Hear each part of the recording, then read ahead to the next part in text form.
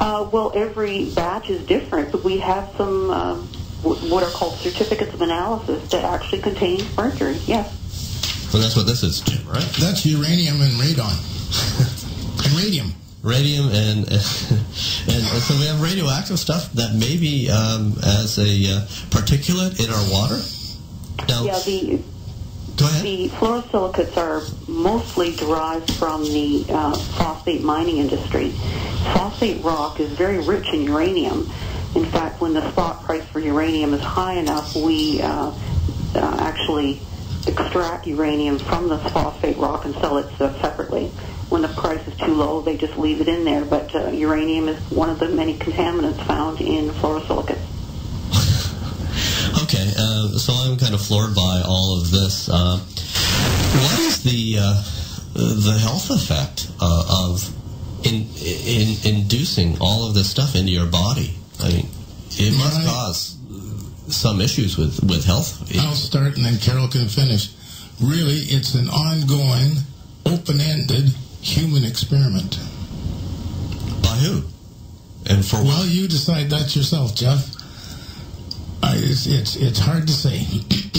This is a program that some levels of government decide is good for us. They won't take responsibility for the health effects of it, though. However, the health effects responsibility for them rests solely on the municipalities which agree to fluoridate the water. Okay, now water is the responsibility of the provincial government, is it not? Carole, you would know that, please. Yeah, well, if you go to the Health Canada website, they'll state clearly that all levels of government are responsible for drinking water at various ways. The federal government is responsible for creating these guidelines. Now, I want to make a comment about these guidelines made by Health Canada and by our province, the Ministry of the Environment. These guidelines are not worth the paper they're written on. By that, I mean that these guidelines are not legal requirements. In Ontario, if any municipal water system has fluoride above these guidelines, there are no legal consequences. No one is required to inform the people that their water is dirty and unsafe. No one is required to clean the water up to make it safe. These guidelines are not legally binding, and they do not represent a safe level in any way, shape, or form. Now, so the Ontario Ministry of the Environment has a guideline for artificial water fluoridation, which is what you have in Huntsville there. But they removed it as a legal requirement in the Safe Drinking Water Act in June of 2006. Now, the Safe Drinking Water Act, for your viewers, your listeners, it was legislation that was written after the Walkerton crisis. And the Justice Minister, Dennis O'Connor, who chaired the inquiry, he made it very clear that unlike guidelines, which are these guidelines should be legally binding and have the force of law, but they do not have it. Now, one other point I want to make is that safe drinking water is clearly just a simple, basic human need. The United Nations last year in 2010 enshrined drinking water as a basic human right. Now, the question is, should we be using such a basic human need and a basic human right as a method for delivering medication? Now, is it a medication? According to the Supreme Court of Canada, in a ruling, they state that fluoridation is compulsory preventive medication and it's used for a special health purpose.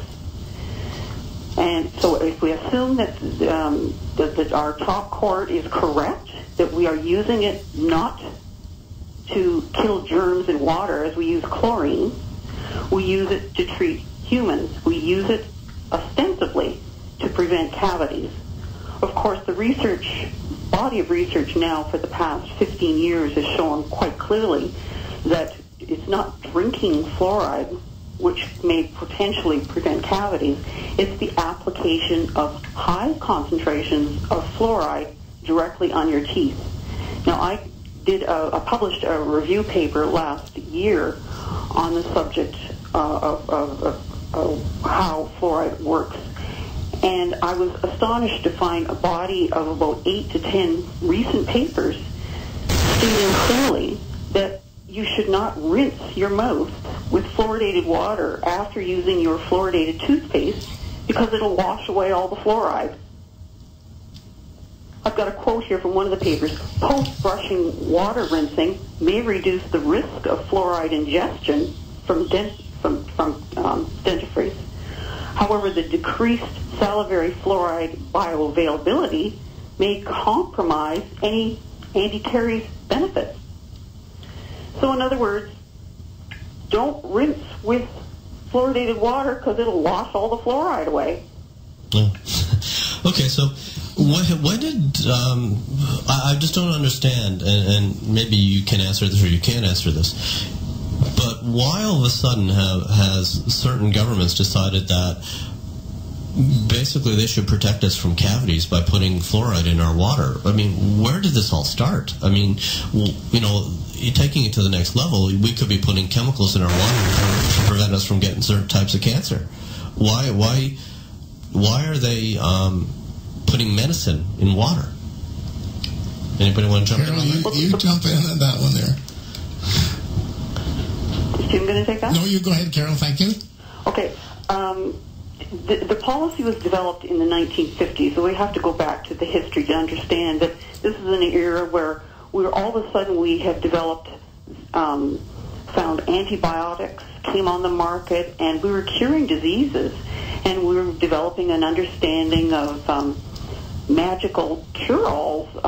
We were understanding the role of vitamins and minerals, and it was a very heady time, historically speaking. And so when,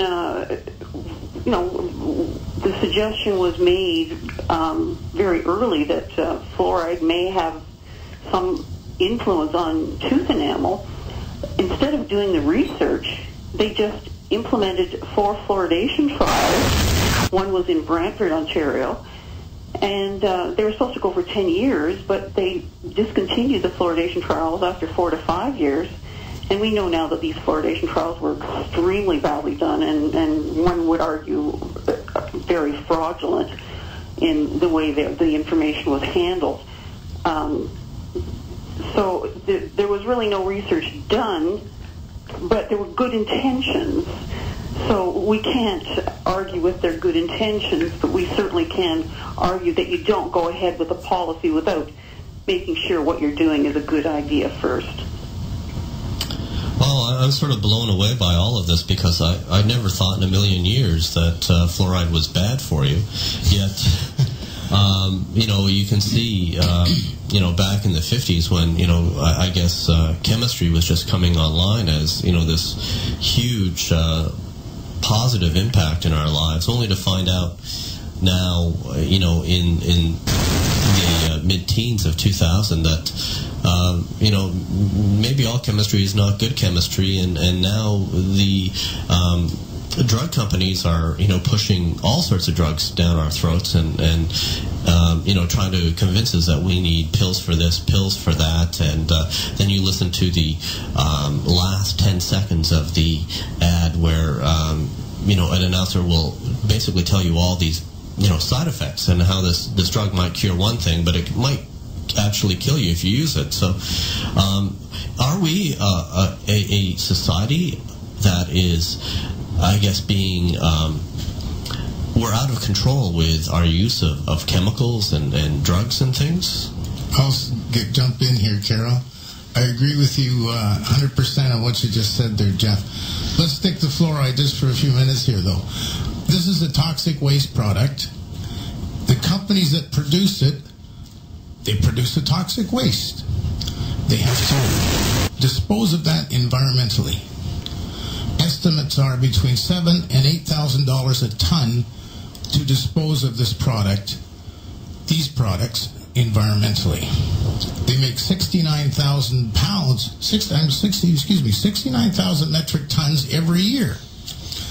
That ends up being around $500 million as a liability that these companies have to dispose of the products of their industry. Instead, they sell it to municipalities like ours for $1,500 a ton, which ends up being about $100 million in their pockets. So that's pretty good business. So if we look at the motivations behind maintaining fluoridation in North America, people should examine that for themselves. Well, who are these companies, Jim? Do we know? Several companies. Carole, can you help? Well, I could summarize the problem in 2 words: vested interests. Those who have promoted it for the past 50 to 60 years have a vested interest in protecting their own professional integrity. They have a vested interest in protecting the research money that is flowing into their coffers. There are many vested interests, and if you go, for example, to the FDI, which is the World Dental Organization, and look on their corporate sponsor list, you'll see a long list of pharmaceutical companies and chemical companies. Wow. All right, we're going to have to take a quick break. We'll stop for a moment. We'll be back in 90 seconds. And we're back. This is Senator Jim Bjork and Carole Clinch, who is on the phone from Waterloo, and we're talking a little bit about fluoridation in the water. And I've got to say that, quite honestly, I find this topic absolutely shocking. I grew up obviously as a 60s child, and fluoridation was always something that was promoted as being beneficial for everyone in the community. And now I have 2 people in the studio and one on the phone here telling me that this is essentially poison. And that we are basically being force-fed a substance that is bad for us and is contaminated with all sorts of byproducts, and what we don't drink and consume ourselves is being flushed into the groundwater system, and is therefore, I guess, infecting, if we want to call it, or poisoning the environment. Is that an accurate description of what your mandate here is, and what you're telling us? Yes. Yeah, I would like to make one comment about the sewage effluent. We know that Canada also has a guideline, again, not legally binding, for aquatic species.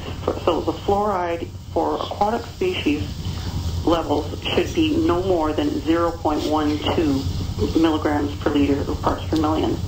We know from surveys done by the Ministry of the Environment and reports from individual municipalities that the fluoride levels exceed these guidelines by our federal government by about 10 times. So what we're seeing is the fluoride levels are around 1 part per million, whereas the guideline says that there should not be more than 0.12 milligrams per liter.